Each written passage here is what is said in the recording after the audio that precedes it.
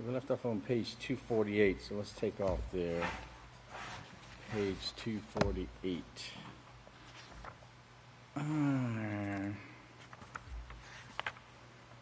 There it is. Okay, page 248. Here it says at the top of the page, 2 Corinthians 2:11, in order that Satan should not take advantage of us, for we are not ignorant of her purposes. Of course, Yahweh has given us the ability to be able to see these things and to understand the attacks of the adversary, so we were able to fight against that, which is a great blessing, because otherwise we would all be deceived like the rest of the world, right? Now it says in the book of Ephesians shows that Satan takes advantage of us when we yield or give in to her influence of our own minds, feelings, or thoughts. And that's exactly what takes place. When we let our emotions, remember, rule over us, then of course we're going to give in. So she tries to influence the minds, the thoughts, and the feelings. So he warns in Ephesians 4:27, for this give place to the devil, and give her no room nor opportunity, okay? Because remember, there's one thing that Satan has to do. And Satan has to be obedient to every individual on the face of this earth who says those words. Remember what it is? Get the hints, right? You tell Satan to leave, she's got to obey. She's got to obey your words. She can't do anything other than leave. And she may come right back, but you have the authority to chase her away. You have the authority to resist. In Matthew 13:19, we saw that Satan, of course, can take away sown truth that's in the person's heart and mind, right? You know, about the parable of the sower and the seed, and turn back one from the Creator, Yahweh. In the book of Revelation, Yeshua shows us how Satan accomplishes her work. It's through deception, okay? Now, Satan convinces the human mind through her influence over it that breaking the law of Yahweh is better than obeying Yahweh's laws. So through deception, Satan accomplishes her works. And that's why it says in Revelation 12:9, the great dragon was cast out, that old serpent called the devil and Satan, who deceives the whole world. Deceives the whole world. I want you to take a look at this word, deceive, okay? In Thayer's, it's number 4105, it means to cause to stray, to lead astray, to lead aside from the right way. It is to go astray or to wander. Remember Satan, how when she deceived and then Cain followed suit and went her way and he became a wanderer, right? And a vagabond. It also means, this word deceive also means to roam about. Of course, Satan is seeking whom she may devour, right? And it means to lead astray from the truth, to lead into error, to deceive. Well, your servants to whom you obey, you know. So if you follow Satan, then you're going to be deceived. And it's from number 4106, which means one led astray from the right way. And also, it means mental straying, okay? Mental straying, error, wrong opinion relative to morals or religion. Now, the scripture warns you about opinions, right? It says your righteous man will keep his opinion to himself. A wise man will. You know, a fool will blot out his mouth and open up his mouth. So remember, people have opinions. Yes, they do. But it has to deal with morals. Okay? Righteousness. That's what we have to be seeking after. Otherwise, it's sin. Error which shows itself in action, notice. A wrong mode of acting. Okay? That's what deception means. It's a wrong mode of acting. And you show yourself. You show your character. You show your true character when you follow something like that. Okay? So Satan has this whole world deceived. And so she has the whole world in error, their own opinion of what religion should be and so forth, right? And she's led them all away from the truth and have turned them to unrighteousness, because no one keeps the law. No one believes in the law. And the prime example of that is the laws that they make. They don't even keep their own laws, you know. Well, the scripture tells us that Satan is the teacher of lies. In Yahweh 8, verse 44, it says, "You are of your teacher, who is Satan the devil. And whatever she, who is your teacher, desires, you will do. You will do what she desires. She was a murderer from the beginning and remained not in the truth," remember, because there is no truth in her. And what is the truth? The laws of Yahweh, right? So there are no laws within her. She doesn't keep the laws of Yahweh. She turns completely against them. And from the beginning, she was a murderer. It was in her heart. As soon as she sinned and she deceived someone else, she murdered that person's character, that being's character. So from the very beginning, she was a murderer. Therefore, when you speak your falsehoods, you speak her words, because she is a liar and the teacher of all lies. And remember, Yahweh is the teacher of all truth, but she is the teacher of all lies. But what makes Satan so dangerous to mankind is the fact that she's the prince of this world at this time. Yahweh 12:31 says, "Now judgment is of this world. Now the one sent to this world will be cast out." He'll be an outcast. And of course, Yeshua was, and he said he was going to be hated, and he said that you will be hated, as I am hated. Yahweh 14:30 says, "After this I will not talk much with you." This is Yeshua speaking. He says, "After this I will not talk much with you, for the evil, beastly governmental system, that world order that was from the beginning, is coming. It has nothing to do with me." Okay, it has nothing to do with me. And so therefore, anyone who wants to be as Yeshua comes out of this world. It doesn't have anything to do with this beastly world. And of course, because of that, it says those who are as Yeshua will suffer persecution, right? We're going to suffer persecution. Because, you know, if you are as Yeshua, the world hated him, and the world hates us. And so we will suffer persecution if we are as Yeshua. Of course, that's one of the things, too, that points out to the house of Yahweh. We are the prophesied house of Yahweh because of the fact that the world hates us to begin with. So please realize what Satan, being the prince of this world, means. The Greek word translated prince is archon, and it means first in political rank or power. This means that Satan is chief ruler or magistrate over the whole world, okay? So she is first in political rank or power because the world has been given. It's been given over to Satan, you know, and Yeshua himself said that, remember? He said, you know, Satan, you have the authority over this world. He even admitted this to her because he knew it. And Yahweh has given this over to her so that she can do whatever she wants as long as within the plan of Yahweh to be able to deceive this world and to keep this world in total darkness. And that was what we saw in the very beginning in Genesis when the whole world was full of darkness. Sin had destroyed it, and so Yahweh brought forth his law and renewed it. Now, remember also Satan is our adversary, and we were warned about that in 1 Kepha 5, verse 8. It says, "Be sober, be vigilant, because your adversary, the devil, walks about like a roaring lion, seeking whom she may devour." And that word adversary means opponent, okay? Now, Webster's Dictionary of the American English in 1828 says opponent is, I found this very interesting, an opponent is, okay, it gives you the layout, but it says to set, to put, to lay, that is to thrust again. Hebrew, meaning to build, that is to set, to found. That which opposes or is opposite or adverse. Okay, remember there's two trees in the garden, right? There's two trees in the garden. In the Hebrew, as this word opponent means, you know, to build, to set, to found, you know, this is exactly what Yahweh did. He has his house, and there is Satan's house. Okay, so there is the house of Yahweh and, of course, the synagogue of Satan.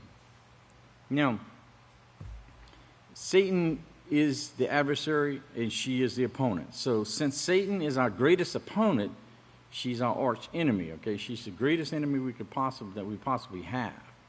And Satan is against and opposed to every righteous thing that Yahweh teaches. Satan's ways are a contrast of Yahweh's ways. It's a substitution of Yahweh's way that's used instead of Yahweh's way by those who are completely influenced by Satan. And you remember what the prophets wrote, that they would think that righteousness is evil and evil is righteousness. Okay? So she's very, very clever in what she does. Very clever. So is it any wonder that Satan has caused all of mankind to go in a way that is just opposite to the peaceful way of life that our Creator Yahweh ordained to be followed?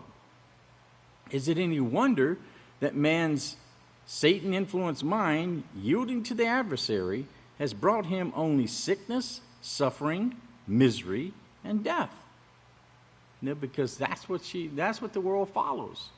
And so to them, it's common practice. You know, it's the normal thing is for people to be sick and die and diseases and, you know, all of these things because of the risky lifestyle that they lead, the unsinful, the unclean lifestyle that they live.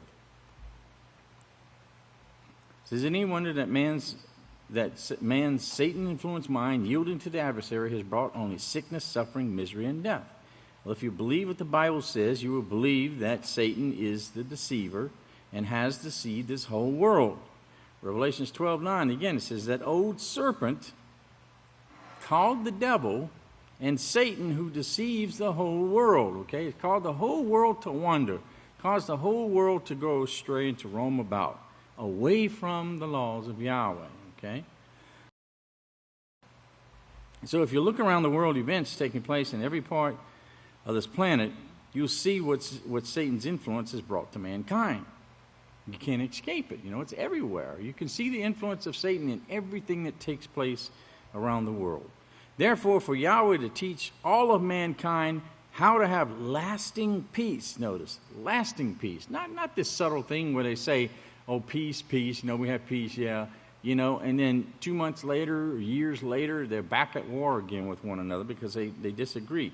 They never had a foundation for peace to begin with. But a lasting peace, along with joy and health and abundant living. You know, abundant living, yeah, that's what Yeshua said. That's one of the things that Yeshua promised. He said, I come so that you may have life, but not just life, but abundant life, you know. Life, living life to the fullest and enjoying everything about it. Just being thankful and joyful to be alive and be thankful for these things. Satan's influence over mankind must be stopped. Okay? In order for Yahweh to teach mankind how to have these things, Satan's influence over mankind must be stopped. So her power to influence the human mind must be harnessed. Okay? It's got to be harnessed. In Isaiah 41, and notice what it says here.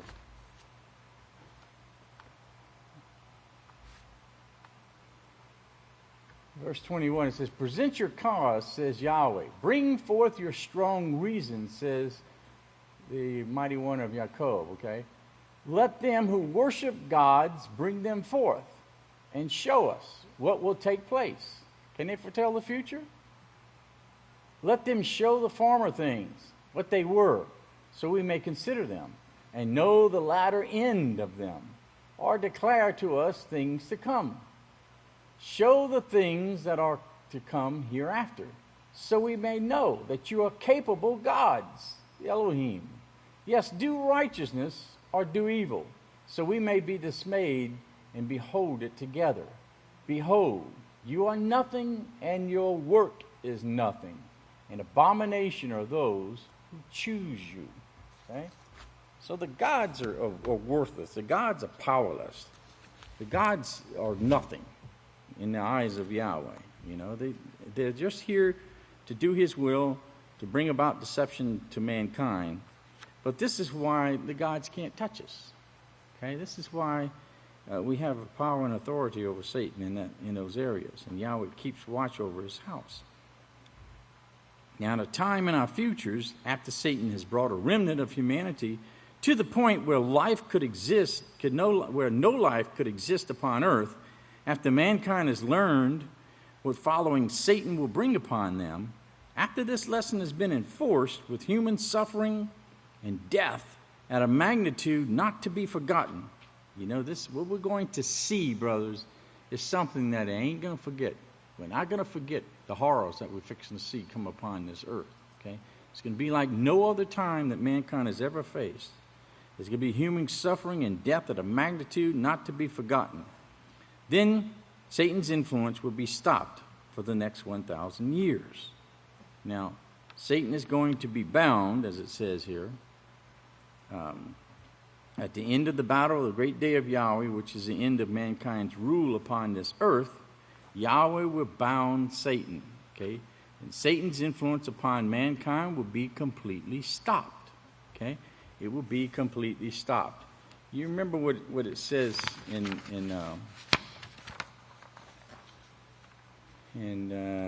Daniel chapter 7 here.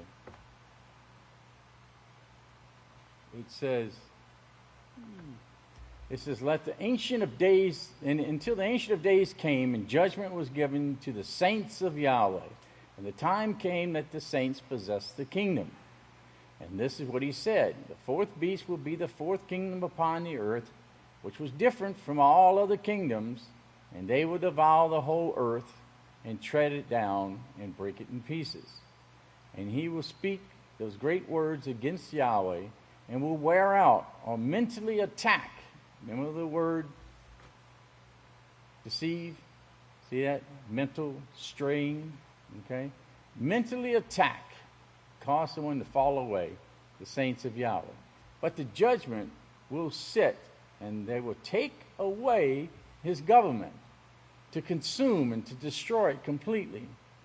It will be given to the people, the saints of Yahweh, whose kingdom is an everlasting kingdom.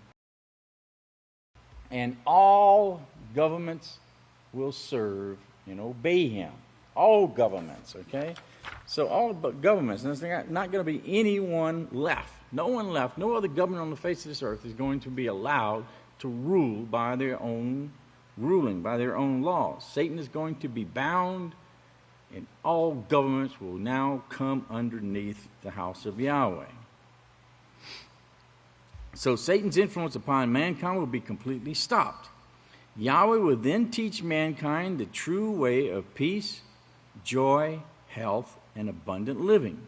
This whole world will be taught the laws of Yahweh that they have rejected for 6,000 years under Satan's influence. Now their minds are going to be open, and then they're going to have the understanding and be able to see that they've been lied to all of this time. And then they will learn the ways of Yahweh through this 1,000-year time period. If world leaders were resurrected and given the opportunity to live a different life, free of Satan's influences, not many would persist in living the way they are now living. Many would see the destruction that they have helped cause and would turn away from that way. Resurrect any AIDS victim and give him the opportunity to obey the moral laws of Yahweh without Satan influencing him, I don't think you'd be gay anymore. You know, if their minds were open and they could see the destruction, you know, when these people have their minds open and they will understand what causes the sickness and the disease and how they're responsible for that lifestyle, they're not going to want to be that way anymore. But now at this very day and age, Satan is influencing the human mind. Satan is still called the prince of this world, and Satan's preachers are still helping Satan in her deception of the people. You know, she's got plenty of help. She's got the whole world on her side doing her bidding. At the end of the 7 last plagues of Satan, of Yahweh's judgment here on earth, then Satan's influence is still apparent. But Satan's influence will not be apparent much longer. The beast and the false prophet that have taken at the end of the day of Yahweh, the battle of the great day of Yahweh, then Yeshua and the army of saints are victorious over all the armies of this whole world who are still alive after the Great Tribulation. They have been gathered at Armageddon and fought at Jerusalem. The beast and the false prophet are then cast alive into the lake of fire. They're burnt up, Revelation 19:20.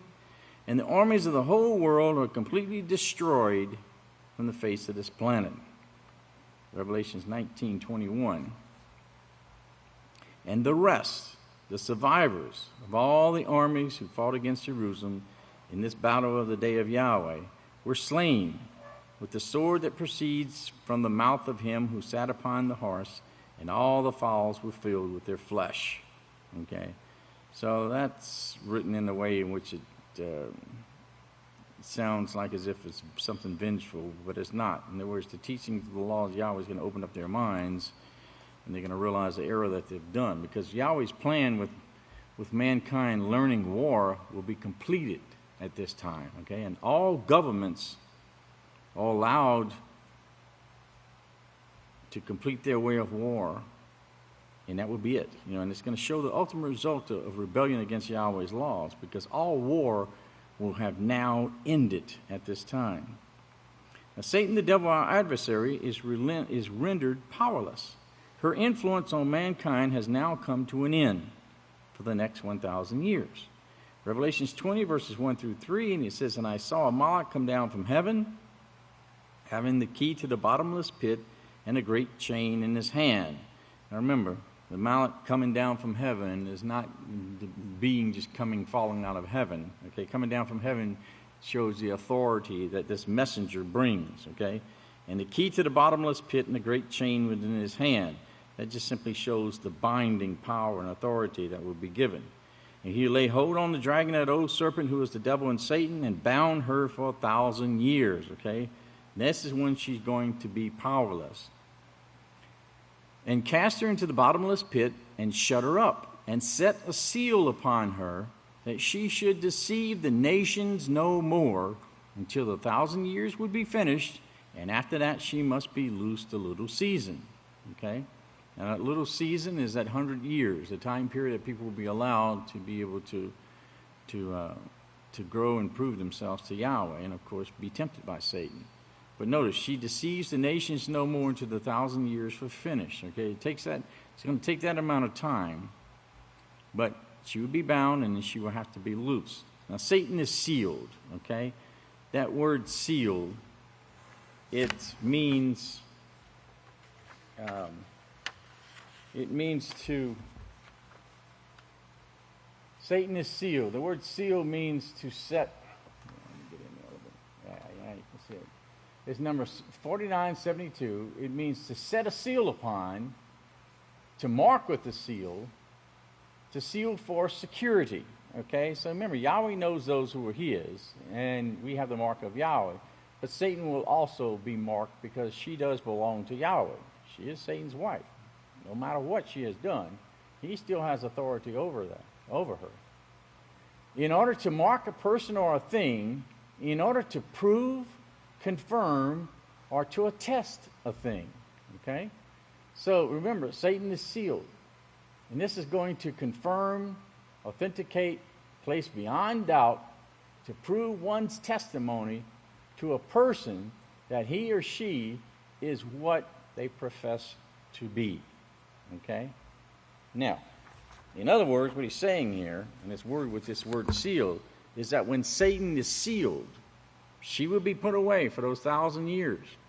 This is when Yahweh will prove to all mankind and everybody who's born to that 1,000 years, that who Satan is and what she has done. Because now we're going to be comparing, and they'll be taught the righteous ways of Yahweh. Satan will be bound, but they're going to be shown and taught what she did to truly show them who she is. Okay, as this word says, beyond doubt, to prove her testimony of who she professes to be. And of course, she is the goddess of this world, right? So she is the prince of darkness and so forth, that authoritative power. And so this is going to be proven without doubt when Yahweh allows this to take place. So Satan is bound, she's chained in a certain place, okay? and seal is placed on her. And this is going to prevent her from deceiving this world for the next 1,000 years. Okay, so she won't be able to go out and roam the nations as she is able to do so. And since it is deception of Satan that has brought mankind to the point of no return, to inevitable destruction, it's Satan and her deception that will take away from man, that will be taken away from mankind for 1,000 years. So when Satan is bound, then righteousness will flourish upon this earth. And Satan is placed in an obscure place, as it refers to as a bottomless pit, and she's locked up because she will have no opportunity to return until the 1,000-year reign of Yeshua is completed. Now Satan is rendered powerless so the earth can be rebuilt, because remember, it's going to be total destruction upon the whole earth, so it's going to have to be rebuilt. Okay? And remember, that's what the house of Yahweh is about, right? The word house, it refers to a building, a house, or building a family, okay? So we're going to build this earth. We're going to have to replenish this whole earth and bring it back to its original state. And that's going to be our job. Remember, the earth was given to the children of men. And so therefore, the children of men are the ones who will be responsible for cleaning up this earth, because they were the ones who messed it up to begin with. And so we're going to have to straighten it all up and bring it back to its original beauty. But Satan is rendered powerless so the earth can be rebuilt, and all this planet will dwell in peace. Every individual can have health, joy, and abundant living without the worries that face all mankind today. You won't have to worry about having that health insurance. You know, they won't have to worry about Obamacare and Trump care and all this kind of stuff that they keep, fighting against one another, keep thinking that they have one plan's better than the other and so forth. You won't have to worry about this in any place. Other countries, there's many countries who have free health care. So isn't that great? They just promote the sorcery that's out there. Well, none of this will take place. All this stuff is going to be cleaned up and destroyed. So every individual can have health, joy, and abundant living without the worries that face this world today. Yahweh's way of peace, joy, and health will be practiced exclusively for 1,000 years. Notice that. In order to have peace, in order to have health, in order to have joy, in order to have love, you've got to practice it, okay? And it's the practicing of Yahweh's laws that bring these things to mankind. Now, Yahweh will be given, as it were, a history. Mankind will be given, as it were, a history of true peace and joy to compare with the history of mankind under the rulership of Satan. Mankind will be able to compare histories of the two different kingdoms, those two trees that were planted in the garden, the kingdom of Yahweh and the kingdom of Satan. Okay? Now, in Genesis, it talked about the two trees, and of course, Cain started Babylon. In Genesis 4, verse 16, it says, remember when Cain went out from the presence of Yahweh, right? He went out from the presence of Yahweh. But when he did that, of course, what it's talking about is he was in the house of Yahweh, but he left, right? Then Cain went out from the presence of Yahweh and dwelt in the land of Nod, which is east of Eden, of course. And of course he had his son, which shows that he began this religion of teaching against the house of Yahweh, against Yahweh. But he left the house of Yahweh. He went out to the land of Nod, okay? And that don't mean where you just fall asleep, okay? The word Nod is number 5113. It's from 5112. It's referred to as being the land of Cain, but it comes from 5110, which means wandering, to move to and fro, to wander aimlessly, to move oneself to and fro, and to sway. Sounds familiar? When Cain went out, he became the servant of Satan. He was the servant of Satan. When Cain went out, then he really began to form this priesthood. When he went out and had his son and so forth, he formed this priesthood, which is totally against Yahweh's way, and of course the servant of Satan. So the same word here, this land of Nod here, of Cain, talking about wandering, to move to and fro, to wander aimlessly, to take flight, to move oneself to and fro. See, that's the same word this word deceive means, right? Same exact word. Mental swaying, okay? To lead away from the truth, lead into error, to lead astray from the right way. So say when Cain did this, he went full force with becoming a priest of Satan. So mankind will have, remember it says the whole world is going after the way of Cain, okay? Because the whole world is deceived. So you can see how all of these scriptures tie in together, and you have the complete picture and the understanding. Christians don't know that. And to them, that's completely foreign to them. They can't even comprehend what the scripture says. They don't even really know and realize what Revelation 12:9 even says. You know, but these two kingdoms here, the kingdom of Yahweh and the kingdom of Satan. Mankind is going to have the history set before him. He will be shown. All right, now you're living in peace, joy, health, abundant living. But here's what it's like without that, you know. And of course, they'll have to be proven. So you see, Satan will be bound. While Satan is bound, then all those that are born will be able to live in peace, health, and safety, and joy, and so forth. All completely under the laws of Yahweh. But at the end of the 1,000 years, Satan has to be loose for that little season, which means that every person born on the face of this earth will be resurrected, their minds will be opened, and they'll have 100 years to be able to see and to judge for themselves and decide for themselves whether they want to live Yahweh's way or Satan's way.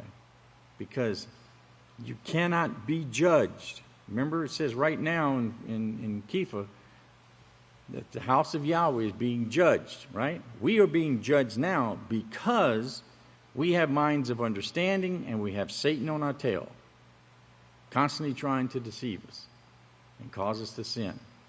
That's the only way that you can be judged. So all of these people, when Satan is bound for this 1,000 years, that's not a judgment time. They're not being judged at that time. Satan's going to have to be let loose at the end, and then they will be judged. Because then they will have to go through the same thing that we have to go through. The same types of temptations.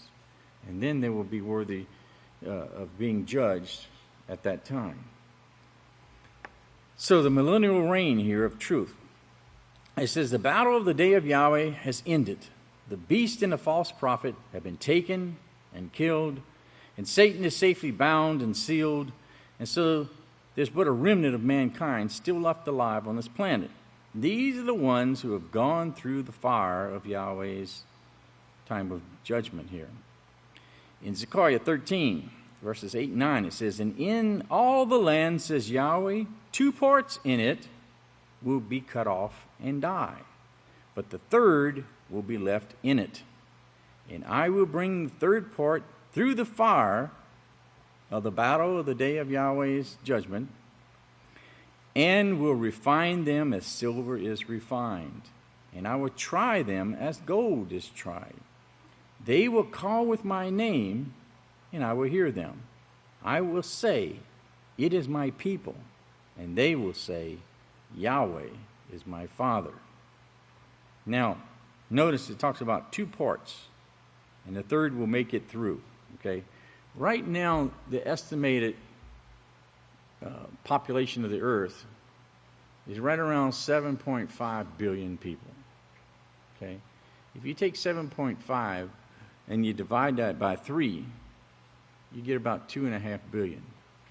So you can see that the time period in which we're living in definitely reflects what these scriptures talk about, because Pastor's always said it's going to be about 2 billion people, okay? And when he first started talking about this and saying it, you know, people would say, oh, there's no way, you know, it's like, you know, you can't get 2 billion people if you go through all of that kind of stuff, because the population hadn't grown to that size. Well, it has now. So you can see that it can be here at this time. So this remnant is what has remained alive of the third part that went through the fire. And Satan is now no longer influencing mankind. So the only influence upon earth is the influence of Yahweh. Now Yahweh will open up the minds of this remnant to the truth. In Isaiah 30, verses 18 through 21, it says, "Therefore Yahweh will wait, so he may be compassionate to you, and therefore will he be exalted, so he may have mercy upon you. For Yahweh is a father of judgment." Remember the word mercy? Remember how Pastor brought out word mercy means, to spare? He spared these people. For Yahweh is a father of judgment. Blessed are all those who wait for him. That's the hardest thing, isn't it? That's one of the hardest things for mankind, is to wait. And Yahweh says, wait on Yahweh. Okay, and you will see these things come to pass. But with the carnal mind, everybody wants everything instantly. "The people will dwell in Zion at Jerusalem, and you will weep no more. He will be very compassionate to you at the sound of your cry when he hears it, and he will answer you. Though Yahweh gives you the bread of adversity and the water of affliction, yet your teachers," this is you, brethren, this is a prophecy of you, "yet your teachers will not be moved into a corner anymore." No longer will we be pushed aside. The people will long and beg for us to come and to teach. "But your eyes will see your teachers." Right now, the people's eyes are blinded. You go out into the world, they have no idea who you are. If they knew who you were, they'd be falling at your feet. But they have no concept of who you are. They have no idea that you are a saint of Yahweh. And if you're an office holder, they certainly have no idea of who you are when it comes to that. They have no concept whatsoever in their minds. "But their eyes will be open, and they will actually see their teachers. Your ears will hear a word behind you saying, 'This is the way, walk in it, when you turn to the right and when you turn to the left.'" And remember, that's what the scriptures tells you. In fact, you remember Deuteronomy 17, the prime example of that, right? Deuteronomy 17, when it talks about go to the priest and the judge and ask for their decision. Did it say go ask for their opinion? Did it say go there and talk to them and treat them like they're dirt? It says ask for their decision, and they will give you the sentence of judgment. You see why Yahweh says you need to respect the priesthood? You know why? Because you're part of it. And people who don't respect the priesthood are too ignorant to realize the positions that they're trying to obtain. You're trying to have a part in the house of Yahweh. You're trying to have a part in the family of Yahweh. The family of Yahweh is the priesthood of Yahweh. No other people on the face of this earth who has ever lived since the time of Adam will have the opportunity that you have today. And that is to be a part of the immediate family of Yahweh. It's not going to be offered to everybody else. All those who will be resurrected, they're not going to have a part of that. No one will have a part of that except the seventh era. And that's what we need to always remember, okay? It says, go to the priests, to the Levites. That means those who are joined to Yahweh. And to the judge who is in office at that time. Ask for their decision and they will give it to you, right? You must act according to the sentence they pronounce for you. Does it say whether you go to your counselors, but if you feel like doing what they said, do it? It says go to your counselors and do what they tell you to do. Point blank. There's no ifs, ands, or buts. When you go to your counselors, you're going to seek Yahweh. When you go to seek Yahweh, you better do what he says to do. Or why go to begin with? If you want to burn in hellfire, then that's your choice. But if you go to your counselors, do what they said, and you will be blessed. And then you will be so joyful and thankful to Yahweh and see that Yahweh will bless you that you'll be extremely glad that you did what they said. But notice what it says here. This is what I was trying to get to. Be careful to do what they tell you to do. According to the law that they teach you, you shall do. And according to the decisions they give you, you shall do. You must not turn aside to the right or to the left from the sentence that they pronounce for you. Okay? You don't turn to the left or turn to the right. Now that's exactly what Yahweh is saying here.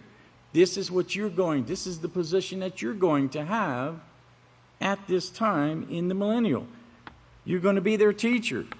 And you're going to be telling them, as it says, there's a voice behind them saying, this is the way, walk in it. When you turn to the right hand and when you turn to the left, stay on the straight and narrow. We're all in this together. We're a family. We're the body of Messiah. We're all striving to live righteously, and we're all striving to learn what our positions will be in the kingdom of Yahweh. So remember that. You're this teacher that's talking about. And even if you're not an office holder, okay? Even if you're a young child, it doesn't matter. You will have this position and be doing this. And it will be this remnant that first proclaims to Yahweh out of the people of this world. In Zechariah 13, verse 9, they will call with my name, and I will hear them. And I will say, it is my people. And they will say, Yahweh is my Father. That's going to be such a joyful, extremely joyful time when that takes place. Now, with Satan bound, then Yahweh's laws will be taught exclusively. And notice what will be taught in the new world here, which will effectively bring peace, joy, and abundant living to all the earth. In Isaiah 66, verse 21 to 24, he says, and I will take of them for priests and for Levites, says Yahweh. Now, the word Levites means joined and attached to, okay? The priesthood that are joined and attached to Yahweh. For the new heavens and the new earth, which I will make, will renew before me, will remain before me, says Yahweh. So will their seed and their name remain. That word remain is number 5975. It means to stand. It means to abide. Okay? It means to appoint. Because remember, our offices are given in the heavens now. It means to confirm. It means to dwell, to endure, to establish. Okay? When our name and our seed will remain, they will be established. It also means to ordained. You remember, what is man that you are mindful of him, and the Son of Man that you visit him? Okay, in Psalms 8, that word visit doesn't mean come knocking on the door. Okay, it means to give offices to people. Okay, these offices, these ordinations will be given out at that time. It means to raise up, to remain, to repair. You know, we're going to repair this earth. It means to serve and to set forth or set over and set up. Okay? So, the seed and our name, our character, the authority that we have as we carry the name of Yahweh. Remember, in Revelations it says that you will be carried the name of Yahweh, be called by that name, and you will never go out of his house. You will remain as a pillar forever in his house. You will always, you will always have that position as long as you remain faithful, right? And it came to pass that from one new moon to another, and from one Sabbath to another, all flesh will come to worship before me, says Yahweh. All flesh will come to worship before me. From one new moon to another. Nothing has ever changed. Okay?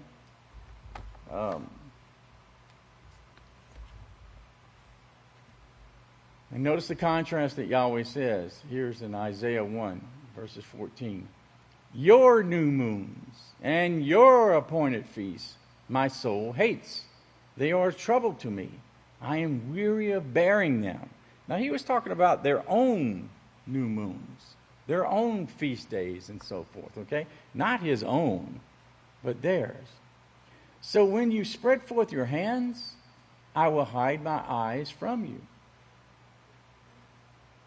Yet even though you make many prayers, I will not listen, for your hands are full of blood. Now in the house of Yahweh, we're taught to raise our hands, right? As we pray, we raise our hands to Yahweh, right? Now, in the church, what do you see them doing? Like as if they're waving, They'll use one hand, because they really get excited. They're full of the Holy Ghost. Then they might jump up and down and raise both hands. But they usually just raise one hand. But notice what he says, though. Even though you spread forth your hands, I'm going to hide my eyes from you. I can't hear you. You're an abomination to me. Wash yourselves and make yourselves clean. Put away the evil of your doings from before your eyes and cease to do evil. Learn to do righteousness. Seek judgment. Relieve the oppressed. Judge the fatherless. Plead for the widow. These are all the things that Yahweh talks about. Remember in Psalms 82 when he goes before the assemblies of the gods? All of these things are spoken of here. Come now. Come down and let us reason together, says Yahweh. Though your sins be as scarlet, they will be white as snow. Though they are red like crimson, they will be as wool. If you will be willing and obedient, you will eat the fruit of the land. But if you refuse and rebel, you will be devoured by the sword, for the mouth of Yahweh has spoken it. Okay? So, the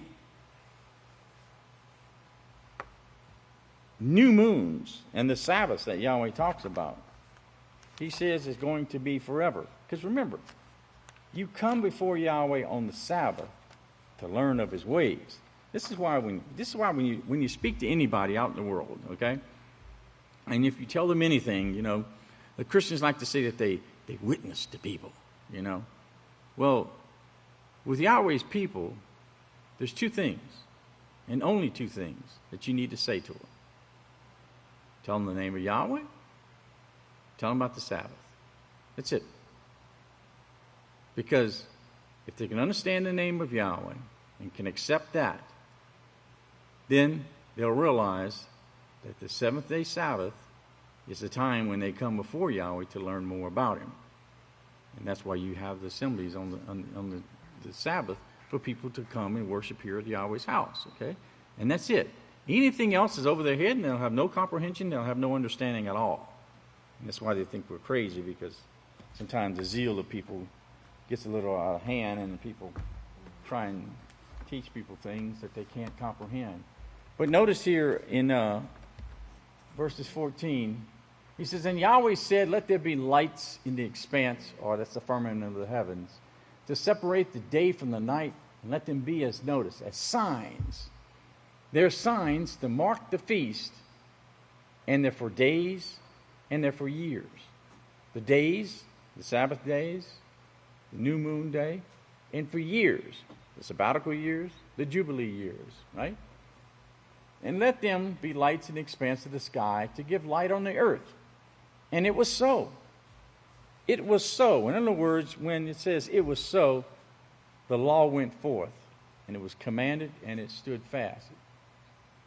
And it was so. And Yahweh made two great lights, the greater light to govern the day, and the lesser light to govern the night. And he also made the stars. Okay? And notice, he gave them, they were governing, right? They were government. That word govern means a rule or a realm of ruling, or a ruler. It means dominion and government, okay? Power to rule. So when Yahweh set the sun to rule the day and the light of the moon to rule the night, he also set forth powers, principalities, to take care of these things, the Malachim, to make sure that they do their job, okay? And everything is done according to the way that Yahweh makes it. Now, you know, the moon, we see the moon in the sky and stuff, you know, but the moon actually undulates. You know, as it goes around the earth, it moves back and forth, closer and further away. And you can see this in pictures whenever you see a whole month cycle go by. You'll see how it gets bigger. But everything that does, you know, one day we're going to find out why was it not just stationary? Why doesn't the moon spin around where we can actually see it? Well, it does spin, right? It actually does orbit. It actually does turn one revolution every month. The thing is, the rate in which it is revolving, it's the same rate in which the earth is moving. So we always see only one side of the moon. But you know, it does actually completely turn all the way around, but we don't see what they refer to as the dark side of the moon. But the thing is that all of these things are set into place. And one day we'll understand completely why Yahweh did these things in the way, why did he make these things in a certain way? You know, it's so incredible to see these things. You know, every time there's an eclipse, you know, that's something that no other planet around in our solar system can ever experience, because of the fact that the way that the moon is set in the exact position to where it will actually block out the sun. You know, no one other planet in our solar system can actually see that, observe that. But scientists are always excited, because when that moon comes and it blocks it out, you know, then they see the corona, the outer atmosphere of the earth that is there. I mean, the outer atmosphere of the sun that is there. And they get a big thrill at this, because it gives them a short glimpse time of studying it and so forth. But Yahweh made this in such a way to where, even the scripture says, don't let the sun, may Yahweh watch over you so that the sun doesn't strike you, or the moon doesn't strike you at night, and so forth. You know, so even while we're sleeping, that moon is still producing that light. And those light rays are actually beneficial to the human body. And one day scientists are going to understand those things and realize those things. But this is what the scriptures tell us, and this is what the scripture teaches us. You know, that everything that Yahweh has made is for the benefit of man. But they don't understand that. But at night, it's beneficial. That's why he made the stars and so forth out there as well. But he made these things to govern and to rule. He set these in positions. And so that's why it says here in Isaiah 66 that it's going to come to pass from one new moon to another, and from one Sabbath to another. In other words, Yahweh's time period is perfect, okay? From the very beginning, when Yahweh set it into motion, he put the earth in the position where it's at. And, you know, he grew everything, allowed everything to come forth. You know, in Genesis it says, darkness was upon the face of the deep, and light came. Now, man's finite mind, he always thinks that you can't see in the dark, right? So Yahweh had to have light first so he could see what he was doing, right? Because, I mean, after all, he's just the creator, right? But that's their concept, is that, you know, there had to be light. You know, how could he see what he was doing? You know? Well, the light itself is the laws of Yahweh. That's what he put into effect, the laws of Yahweh, so that by keeping these laws, the earth will remain here forever. But in the fourth day is when he made the sun and the moon, right? And put the moon in its place. On the fourth day of the week. Not before, not after, but on the fourth day of the week. That's never changed. 3 days later, he gave mankind the Sabbath. That's a perfect record of time that we have from the very beginning of Genesis all the way. And Yeshua certainly knew when the Sabbath day was.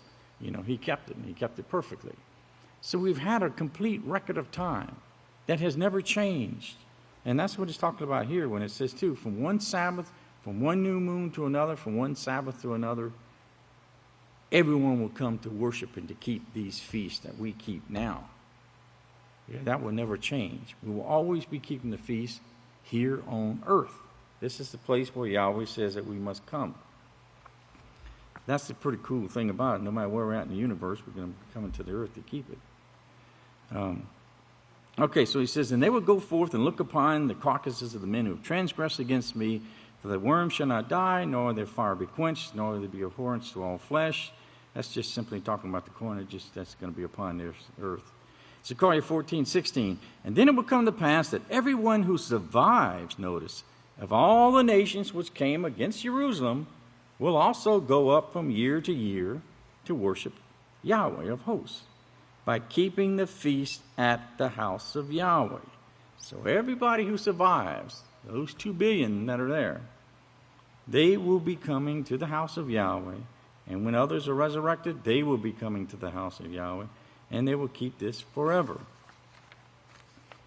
You remember it says in Isaiah, it says, and many people, Isaiah 2, 3, and 4, and many people will go and say, come, let us go up to Abel, to the mountain, to promote and to praise Yahweh, to the house of the father of Jacob, and he will teach us of his ways, and we will walk in his paths, for the laws And the words of Yahweh will be restored to Abel by those who keep all his laws.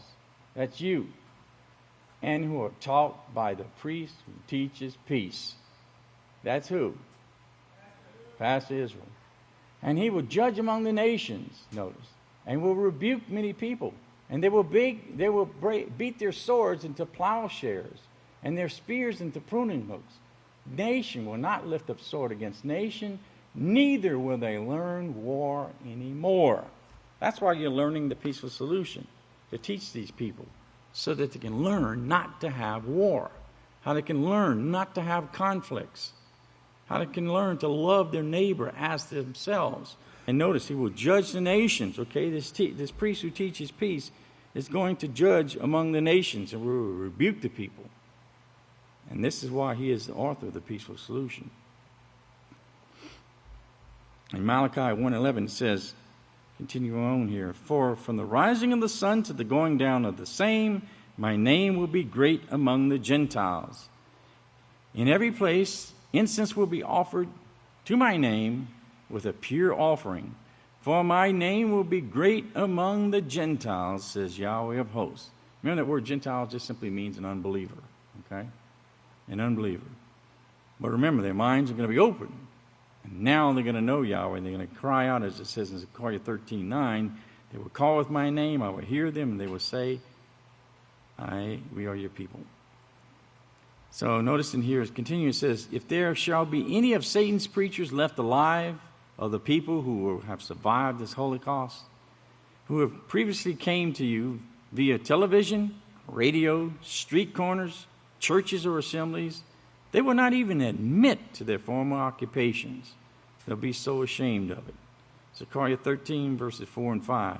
And that day every false prophet will be ashamed of his vision when he prophesies. They will not wear a tallit of rough linen to deceive, but he will say, I am no prophet.